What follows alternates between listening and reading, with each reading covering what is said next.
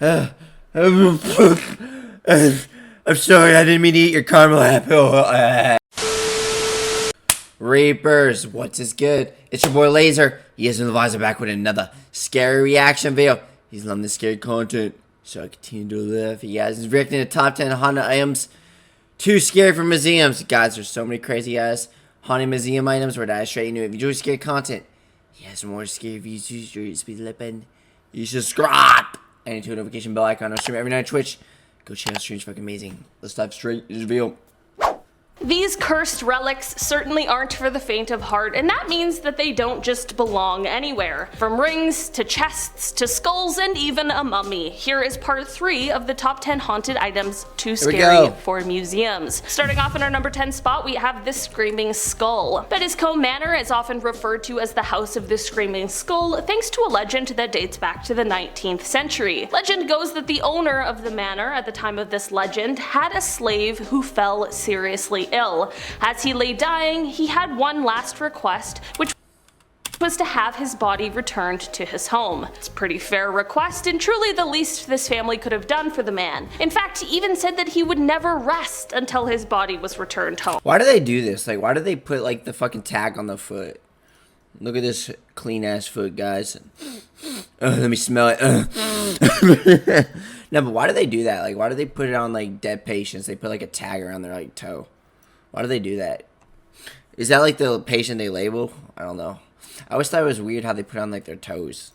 Of course, the owner of the manor was a huge piece of work who refused, citing that this would make the burial far too expensive, and instead he ended up having the body buried on the grounds of the manor. It is said that after this, the village in which the manor resides was plagued with ghostly screams and cries coming from the cemetery. Apparently, what the fuck? At the manor, they began experiencing things like the windows rattling and the doors slamming, seemingly of their own accord. Listen, I wish that this man could have just rested at home like he was supposed to be, but considering how awful these people were, I am so happy that he made sure everyone and their families were haunted because of their grief.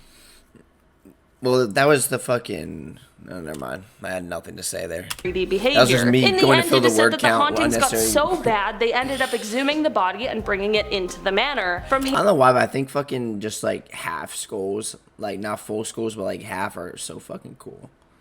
I don't know. Just I always thought skulls were cool in general, bro. I'm big plea for real. Like, I want to just get myself like a skull to put as decoration in like my fucking streaming room, 100%. You know, but. I don't know. I think schools are just so fucking cool. Like, I want to visit, like, the catacombs, bruh. Because, like, you got a bunch of... I know, like, the tunnels have, like, actual skulls in there and shit. You know what I'm saying? I think, like... I don't know. I've always thought catacomb caves were just so cool to me, you know? I think caves with, like, skulls just lit up inside. It's so fucking cool. Here it is said that the body somehow disappeared, all except for the skull, which still resides in the manor. In our number 9 spot today, we have the Iceman. Okay, so this is not an object because it's a mummy, but I still had to include him on this list because the story is so crazy. The mummy of 𝐬𝐨𝐬, who is also referred to as the Iceman, was found in 1991 in the 𝐬𝐾 Alps in Italy. It is believed that... Why is he so greasy? Ugh. This is how most of those fucking preserved, like, ancient creatures be looking like, bro. I remember they found, like, I remember seeing this, like, woolly mammoth picture that was preserved. It was, like, some baby woolly mammoth. Crazy. 𝐬𝐾 lived around 3000 BC, and his body became mummified and preserved because of the glacier that surrounded him post-mortem. While this is an incredibly interesting discovery, the finding of 𝐬𝐾 may have come in a package with an old curse just waiting to be released. It's not even the curse, like... That shit, I can't imagine the fucking diseases and bacteria on that fucking thing, bro. Holy fuck, I would not touch that. I would not touch some ancient dead corpse. Fuck that shit. The thing, the people who helped with the discovery of 𝐬𝐾 are all dying under mysterious circumstances. I mean, we are currently at person number 7 within 1 year, so that's very suspicious. When molecular archaeologist Tom Loy was writing a book about 𝐬𝐾, he passed away from a blood-related condition that he was diagnosed with shortly after becoming involved with the Iceman. The German tourist Helmut Simon, who discovered the mummy, felt his death while hiking in the same spot he saw 𝐬𝐾. Dieter Warnick, who was the head of the mountain rescue team that was assigned to finding the mummy, died of a heart attack at just age 8:45, just an hour after Simon's funeral. To avoid this becoming an hour-long list, I'll stop here, but that is just half of those who seemingly fell victim to the curse of the Icemen. I don't know, maybe disturbing a man who's been in the same spot for 53 centuries wasn't the best idea anyone has ever had. In our number 8 spot today, we have the Atlantis ring. The Atlantis ring was originally made of clay, and it was found in 1860 in the Valley of the Kings in a tomb of an Egyptian high priest. It was then passed on to Howard Carter, who kept it until he passed away in Atlantis ring, oh. 1939. The ring Don't lie, we all take our rings, but we just do this. I'm gonna be fair, I think rings. Some guys put rings, bro. I know rings on a woman is normal, but like rings on a guy is so weird. I don't know. I never understood. I never liked the idea of a guy wearing a ring. I think it looks weird. Doesn't look good. Like if I ever get married, I don't want to have a ring on my finger. No, the fuck. I don't know. Maybe it would depend. I know some couples, what they do is they put these They put these like fucking rings that like you can't take off. It's almost as if like it's like forced like love, you know what I'm saying? Like you're just stuck with me, you know? Like I think there's like a certain type of ring that you could like put on you to where like it can't come off easily, I think. I don't know. I think it's like a whole ass thing. I know some celebrities be doing that shit. Like it's a whole thing where like you just put like a ring on your finger and then you fucking make they're designed in a way to where you can't like take it off, you know what I'm saying? Was believed to be at least 5,000 years old, and it had geometric symbols carved into it that were unlike anything known in Egypt. Here's where the story gets a little weirder though.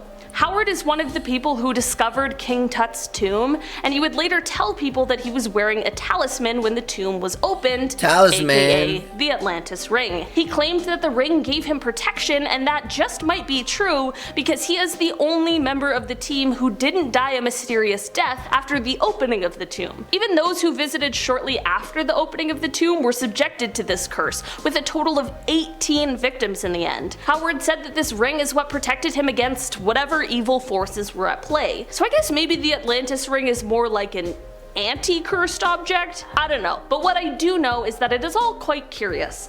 There are now replicas that are sold, but I'm sure none hold the power of the real deal. In our number 7 spot today, we have the 𝐵𝐼𝐻 vase. The 𝐵𝐼𝐻 vase was cast from silver in the 15th century and was apparently a wedding present for a bride who lived in a small village in Napoli. On the wedding night, however, the bride was found dying on the floor with her hands wrapped around the vase. With her last breaths, she vowed to have her revenge, and at this I'm sorry, I didn't mean to eat your caramel apple. Caramel apples are so good. You know, I don't eat sugar that much anymore, but caramel apples, oh my god, bro. Caramel apples hit different. I think apples, I think like any fruit that's like covered in like some sort of like chocolate or whatever, bro, is so good. Like strawberry covered chocolates, fuck. Or like chocolate covered bananas, fuck yes, bro. At this point, it became unclear whether the vase was already cursed, or perhaps if this may be what caused the curse in the first place. As time went on, the vase was handed from person to person within her family, and with each new— I'm starting to develop, what are those things called? An apple in your neck? Adam apple, what are they called? Those things where like you have the hump in your neck. I'm starting to develop that, bro. New owner came a mysterious death. Because of this, the family decided to hide the vase away in some sort of secret location, and this worked for a while until the vase was unearthed once more in 1988. The vase also contained a piece of paper from the family that warned, "Beware, this vase brings death." Well, of course, death is gonna serve you up as fucking dinner. whoever found this vase did not listen, and instead they sold the vase once again. The first buyer, who was said to have been a pharmacist, owned the vase for 3 months before passing away under mysterious circumstances. Then there was the 37-year-old surgeon who died after having the vase for 2 months. After this was the archaeologist, who only made it 3 months with this vase in his possession, and at this point, you get where this is going. At this point, I actually don't get where this is going, bitch. We don't know exactly where this vase ended up, but I'm hoping it's somewhere deep underground. Deep under my pants. Or in space, or somewhere else far, far away from us all. In our number 6 spot today, we have the Belcourt Castle chairs. Belcourt Castle is located in Newport, Rhode Island, and it is a former summer cottage. Construction on the cottage started in 1891, with it being completed in 1894, and inside there is a ballroom. This ballroom is important because it is said that it holds a group of haunted chairs. People who have visited the castle have reported a ton of strange happenings regarding this specific set of— Dude, I think, dude, castles are so fucking cool, man. I love castles, bro. I think it's just the whole aesthetic to them. I'm telling you, like, I want to live in a castle in the future. I want to live in, like, no, like, that's the thing. I already said this in my other videos. I like repeating shit, though, sometimes. Like, my dream life, bro, is to just either, like, I'll probably, like, I don't know if I want to live in a castle. I'll probably rent out a castle. But as far as, like, living-wise, I want to live in, like, a fucking, I already said this. I want to just live in, like, some mansion that's, like, in the middle of, like, kind of like my fucking, one of my song covers, flipping pancakes. No, but flipping slabs. You know how there's like a broken house in like the middle? It's like in this like farm area. I want that, and like I want to have like a actual like whole table like set up outside. That's like the dream. But I just want like some like mansion, like a house like that. Like I want some old ass mansion that's like in the middle of like a farm area, and like there's a forest like nearby it, bro. Like a whole ass, like I want a bunch of land and like just a whole forest nearby. Like I want a forest nearby it, you know what I'm saying? Just like take walks and kind of like where I'm currently streaming, you know, there's like a forest behind where I am, but it's like, you guys get what I'm saying? Of chairs. The reports include things like feeling chills racing up and down their spines, or feeling a strange sensation and a shift of energy while standing near the chairs, and some people have even explained how they have been pushed out of the chairs by an invisible force. I feel like just hearing these stories might be enough to explain the energy shift some people are feeling. But actually being pushed out of a chair by some sort of invisible force would be absolutely terrifying. In our number 5 spot today, we have the Koh-i-Noor diamond. This diamond, bitch.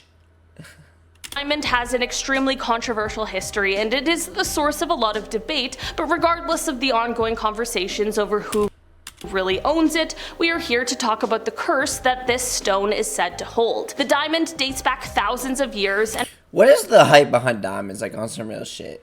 I know they're like expensive, but it's like I'm not trying to act different. I think diamonds are cool as fuck, but I just think it's like so overrated when it comes to like jewelry and all that shit. Jewelry.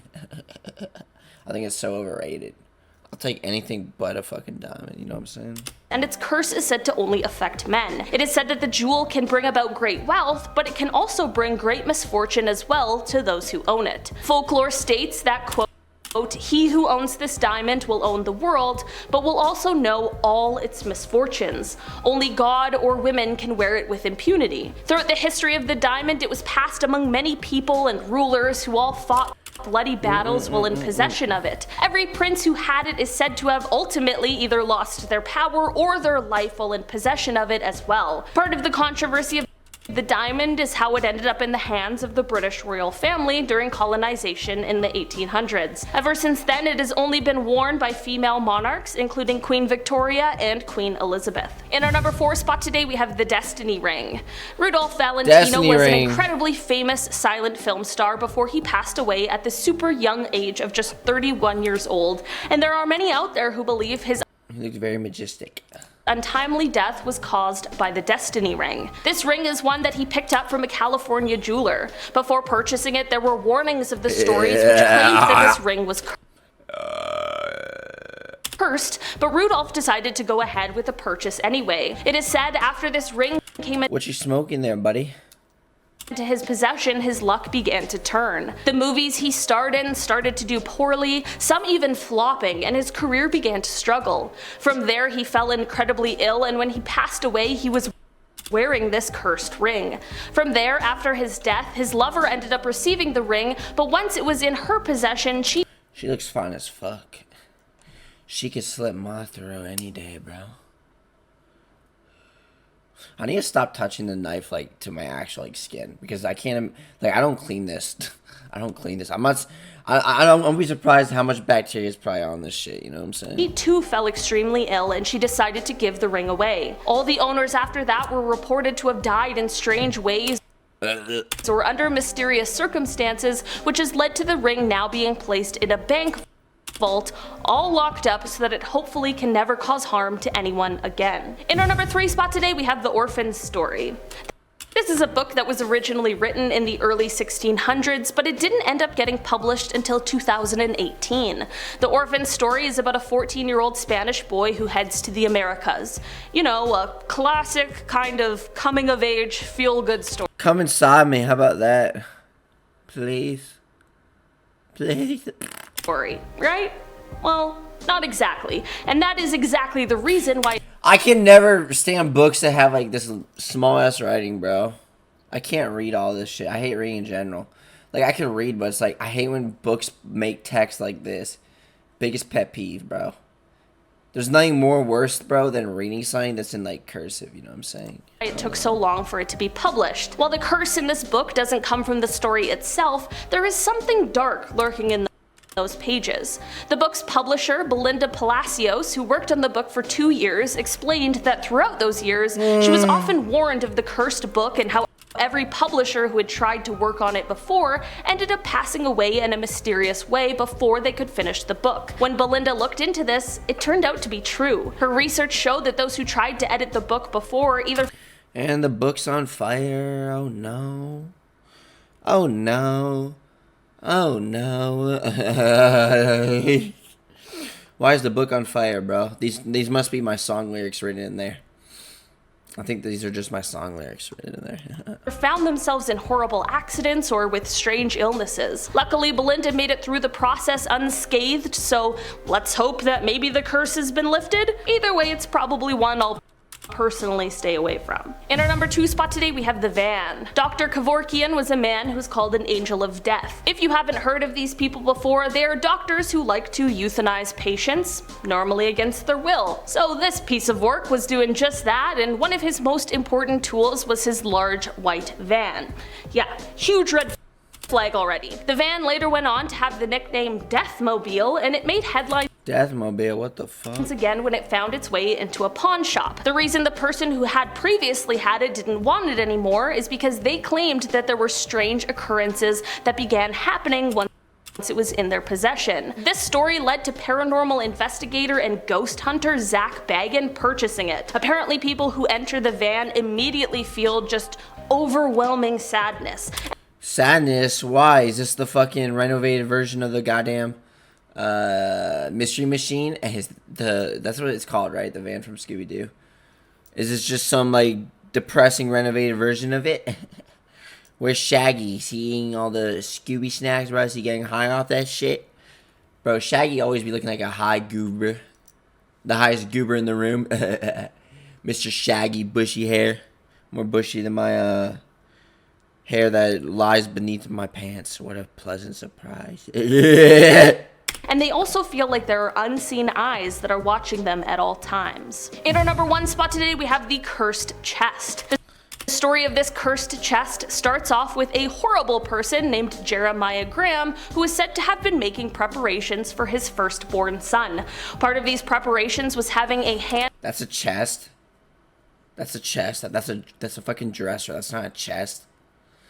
That's not a chest. Well, I mean, would you consider drawers to be as chests in a way? I don't fucking know. That's not a chest, though. That's a drawer. That's a dresser, I mean. Well, isn't... I don't know. And carved chest made, and the person he got to make this chest was a man who he had enslaved named Remus. When Remus finished the chest, Jeremiah was not satisfied, so he began to harm Remus, who would unfortunately later pass away from his injuries. The other people who lived and worked in the home were rightfully horrified and angry about this situation, so they decided to sprinkle dried owl blood inside of the drawers, all while Owl blood? What the fuck? placing a curse on the chest. It is said that the curse brought tragedy to anyone who put their clothes inside of it, and apparently it is a curse that is working with a vengeance, as it is said that this chest and the curse are responsible for taking the lives of at least 6 Owl blood. Take some of my blood. Suck on it. people. Alright guys, that has been our list for today. Thanks so much. Well, guys, this was the video. Hope you enjoyed it, guys. Which one of those museum items was most scared of you? Be sure to scare content. He has more scary videos and features you have to do. I'll see you next one. Peace.